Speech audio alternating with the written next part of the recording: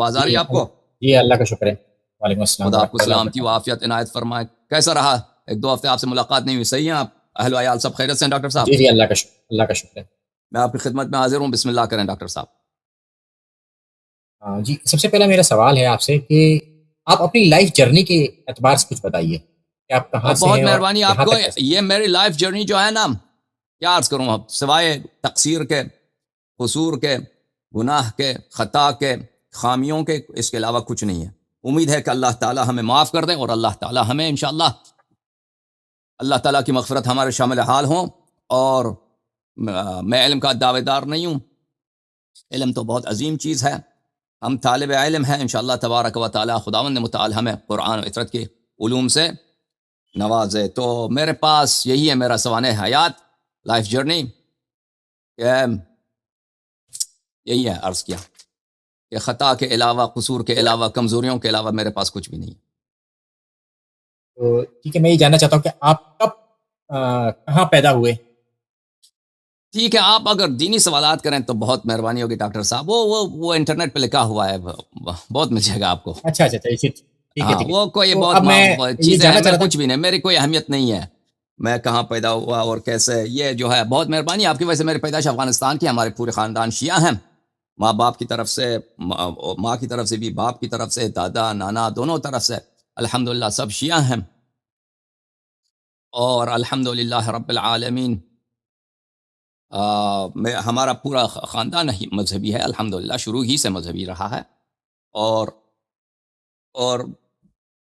مجھے میرے خاندان میں جو ہے، مجھے بچپن سے شوق تھا کہ میں دینی تعلیم حاصل کروں، تو کچھ دینی تعلیم حاصل کی الحمدللہ رب العالمین. یہ ہے جی. حکم کریں مزید آغاز. ایجوکیشن کے اعتبار سے کہ آپ نے کیا ایجوکیشن حاصل کی ہے. دینی سوال کریں ڈاکٹر صاحب. ایجوکیشن بہت کم، قلیل اچھا اچھا قلیل سب کچھ میرے پاس قلیل ہے. جی. تو میں سب سے پہلے جاننا چاہتا ہوں کہ شیعہ کی ہسٹری کیا ہے، یہ اسٹارٹ کہاں سے ہے اور آپ کیا سمجھتے ہیں اس کے شیعہ بارے میں، کی ہسٹری یہاں کیا سے ہے ہمیں کہ بتانا اللہ چاہتے ہیں. تعالیٰ نے سب سے پہلے جو خلق کیا رسول اللہ صلی اللہ علیہ وآلہ وسلم کی خلقت کی، اور اس کے بعد ائمہ طاہرین علیہم السلام، اہل بیت اطہار علیہم السلام کی خلقت کی. اس سے پہلے کہ وہ آسمان خلق کرے، زمین خلق کرے، انبیاء کو خلق کرے، ملائکہ کو خلق کرے، تو سب سے پہلے جن کو ہستیوں کو خلق کیا ہے وہ 14 نور ہیں. اللہ تعالیٰ کے ہمارے 12 امام رسول اللہ صلی اللہ علیہ وآلہ وسلم اور حضرت زہرا سلام اللہ علیہ. تو ہسٹری ان کی یہ ہے کہ اس دنیا کی خدمت سے، اس دنیا کی تاریخ سے پہلے سب سے اقدم جو ہیں اہل بیت طاہرین علیہم السلام ہیں. اور اس اللہ تعالیٰ نے جتنے انبیاء بھیجے ہیں، ملائکہ کی خلقت کی، انبیاء کی خلقت کی، ان سب سے جو عہد لیا وہی ہے کہ ہمارے رسول صلی اللہ علیہ وآلہ وسلم کی رسالت کی عہد لی، اور ائمہ اطہار علیہم السلام کی ولایت اور ان کی نصرت کی عہد لی. تو یہ ہے تشیع کی تاریخ. اچھا، اب آپ بات کرتے ہیں 12 اماموں کی، تو اس کے بارے میں آپ کیا کہتے ہیں؟ یہ 12 امام وہ کون اللہ ہیں، کے مخلوق ہیں. کیسے ہمارے انہیں 12 ماننا ہے. امام اللہ کے مخلوق ہیں، اللہ کے عبد ہیں. جیسے رسول اللہ صلی اللہ علیہ وآلہ وسلم اللہ کے عبد ہیں، اللہ کے سامنے بے بس، بے چارہ، اللہ کے سامنے، اور اللہ کا مملوک، اللہ کا عبد یعنی غلام، عبد یعنی عبد کے پاس کچھ بھی نہیں ہے. تو یہ اللہ کے عبد ہیں، اللہ کے مخلوق ہیں، لیکن اللہ نے ان کی خلقت کی ہے سب خلائق سے افضل. اللہ تعالیٰ سب خلائق پر ان کو برتری عنایت فرمائی ہے، علم کے لحاظ سے، قرب کے لحاظ سے، فضائل نفسانی کے لحاظ سے، طہارت و عصمت کے لحاظ سے، اور اجر آخرت کے لحاظ سے سب خلائق پہ افضل ہیں. اور یہ ائمہ اطہار علیہم السلام رسول اللہ صلی اللہ علیہ وآلہ وسلم کی طرح معصوم ہیں. رسول اللہ صلی اللہ علیہ وآلہ وسلم کے جتنے علوم تھے، اور انبیاء سلف کے جتنے علم تھے شرائع کے، جتنے علم تھے وحی کے، وحی صرف قرآن تو نہیں ہے، تورات بھی وحی، انجیل بھی وحی، زبور بھی وحی ہے، ان سب کا علم ائمہ اطہار علیہم السلام کے، جس طرح رسول پاک صلی اللہ علیہ وآلہ وسلم کے پاس تھا، ائمہ طاہرین علیہم السلام کے پاس ہے. اور اسی طرح جتنے انبیاء علیہم السلام گزرے ہیں، جتنے معجزات ان کے پاس تھے، مثلا حضرت عیسیٰ علیہ السلام مردے کو زندہ کریں، یا کسی مریض کو مس کریں تو اس کو شفا ہو جائے. حضرت موسیٰ علیہ السلام کے پاس لاٹھی تھی. یہ سب ہمارے ائمہ طاہرین علیہم السلام کے پاس ہے، اور اس کے علاوہ بھی بہت کچھ ہے. تو ائمہ طاہرین علیہم السلام اللہ کی جانب سے ہادی ہیں. نبی کریم صلی اللہ علیہ وآلہ وسلم کے بعد ان کے خلفاء، ان کے جانشین، اور انسانیت کے ہدایت کے لیے اللہ کی جانب سے حجت ہیں. یہ ہمارا عقیدہ ہے 12 اماموں کے متعلق. اچھا، یہ کیا دیگر انبیاء سے بھی افضل ہے؟ جی بالکل. اچھا، یہ کون ہے؟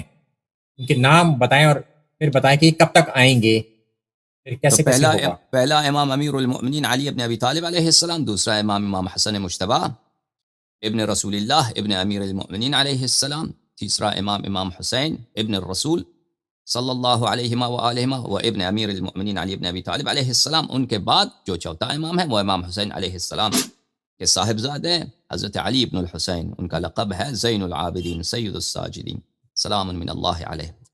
اور ان کے بعد حضرت امام محمد باقر علوم النبیین علیہ السلام، وہ حضرت امام علی ابن الحسین کے فرزند ہیں، اور ان کی والدہ امام حسن مجتبی علیہ السلام کی بیٹی ہیں، تو وہ حسنی بھی ہیں حسینی بھی ہیں. اور ان کے بعد ان کے فرزند حضرت امام جعفر ابن محمد ابن علی ابن الحسین ابن علی ابن ابی طالب الصادق الامین سلام اللہ علیہ، چھٹے امام ہیں. ان کے بعد موسیٰ ابن جعفر ابن محمد ابن علی ابن الحسین صلوات اللہ علیہم اجمعین، جن کا لقب شریف کاظم ہے، جن کا لقب شریف باب الحوائج ہے. ان کے بعد علی ابن موسیٰ ابن جعفر ابن محمد ابن علی ابن حسین ابن علی ابن ابی طالب صلوات اللہ علیہم، ہمارے 8ویں امام ہیں. ان کا لقب الرضا المرتضی اور بہت سارے القاب ہیں ان کے، سلام من اللہ علیہ. اور ان کا مدفن مشہد مقدس ایران میں ہے. اور ان کے بعد ہمارے امام ہیں محمد ابن علی ابن موسیٰ ابن جعفر ابن محمد ابن علی ابن الحسین ابن علی ابن ابی طالب صلوات اللہ علیہ. ان کا لقب شریف ہے الجواد التقی، اور بہت سارے القاب ہیں ان کے. اور ان کا مدفن ہے بغداد کے باہر کاظمین کے شہر میں. اور ان کے بعد ہمارے امام ہے علی ابن محمد ابن علی ابن موسیٰ ابن جعفر ابن محمد ابن علی ابن الحسین ابن علی ابن ابی طالب صلوات اللہ علیہم اجمعین. اور ان کا لقب شریف ہے الہادی النقی. اور ان کا مدفن ہے سامرا میں عراق میں. اور ان کے بعد ہمارے امام ہیں 11ویں امام الحسن. ان کا اسم شریف ہے الحسن ابن علی ابن محمد ابن علی ابن موسیٰ ابن جعفر ابن محمد ابن علی ابن الحسین ابن علی ابن ابی طالب صلوات اللہ علیہم اجمعین. اور ان کا لقب شریف ہے الزکی الخالص العسکری سلام من اللہ علیہ. اور ان کا مدفن بھی ہے سامرا میں. اور ان کے بعد وہ ہمارے 12ویں امام ہے جو ان کا اسم شریف رسول اللہ صلی اللہ علیہ وآلہ وسلم کے اسم شریف ہے، اور وہ امام حسن عسکری علیہ السلام کے فرزند ہیں. الحجۃ المنتظر ابن الحسن ابن علی ابن محمد ابن علی ابن موسیٰ ابن جعفر ابن محمد ابن علی ابن الحسین ابن علی ابن ابی طالب صلوات اللہ علیہم اجمعین. وہ 12 امام ہیں، وہ زندہ ہیں اللہ کے حکم سے. یہ 12 امام ہیں، ان کے یہ نام سب کے اور سب ان کے القاب شریفہ. یہ سب کے سب اب آ چکے ہیں، اب ان کے بعد کوئی نہیں آنا. ان کے بعد کیا ہوگا؟ ان کے بعد آپ پہلے دیکھیں، اب دیکھیں یہ آ چکے ہیں. ان کے بعد بھی یہ ہمارا عقیدہ ہے، جو ابھی اس کا وقت نہیں ہے آپ کے بعد کہ اب ظہور کے بعد کیا ہوگا. ظہور کے بعد بہت کچھ ہوگا، بہت عجائب و غرائب ہوں گے اس عالم میں.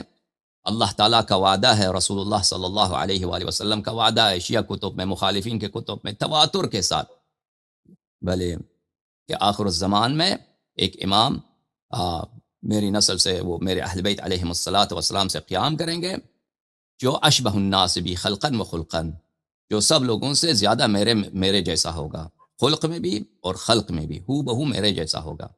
اور وہ زمین کو عدل سے اور انصاف سے بھر دے گا، ظرف سے انصاف سے بھر دے گا.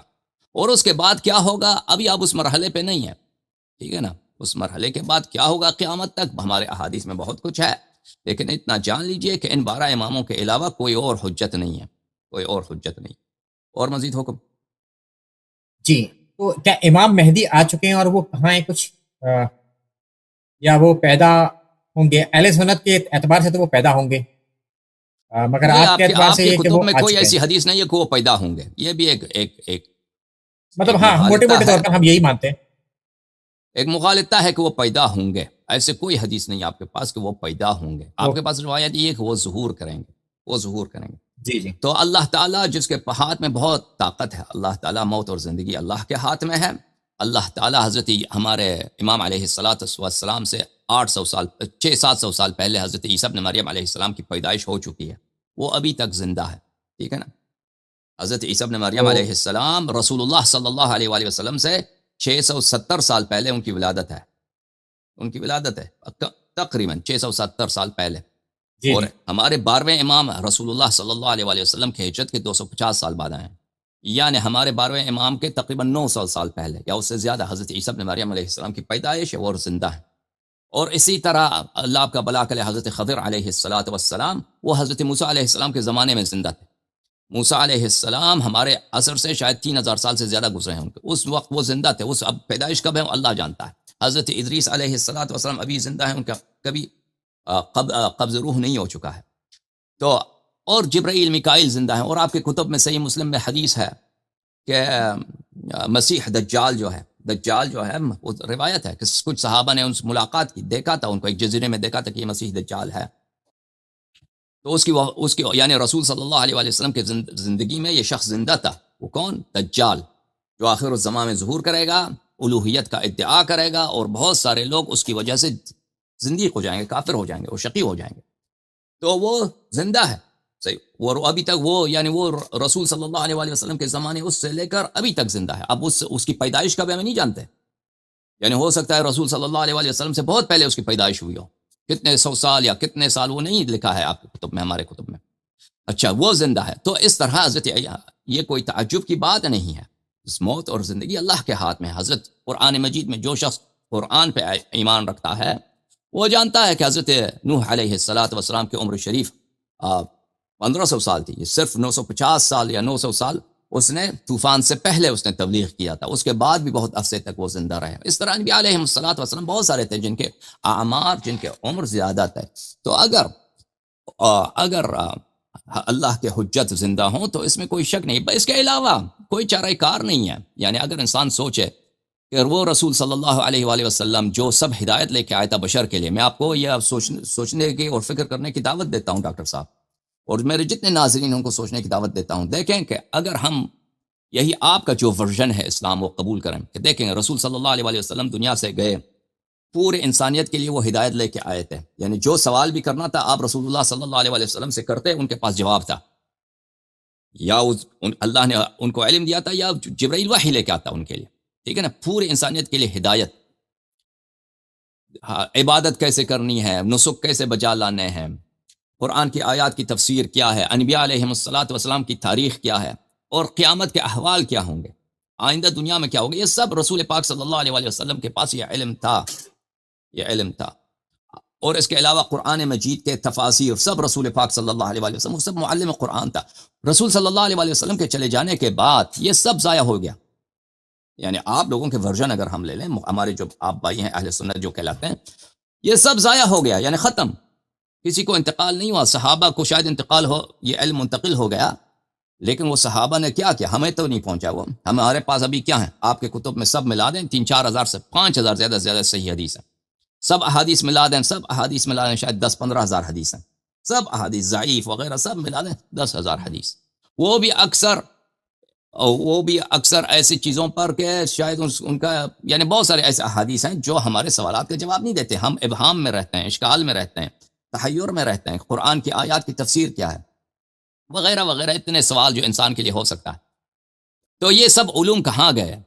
اگر رسول اللہ صلی اللہ علیہ وآلہ وسلم نے کسی کے حوالے نہیں کیا، اگر ان کا وارث کوئی نہیں ہے تو یہ ضائع ہو چکا ہے، یہ ختم ہو چکا ہے. تو یہ اگر نبی کریم صلی اللہ علیہ وآلہ وسلم کے بعد کوئی نبی بھی نہیں آنے والا، اور اس دین کا واقعاً احیاء ہونا ہے، یہ دین حقیقی دین ہے، اس کے علاوہ کوئی اور دین نہیں ہے، تو اس سے کوئی چارہ کار ہی نہیں ہے کہ نبی کریم صلی اللہ علیہ وآلہ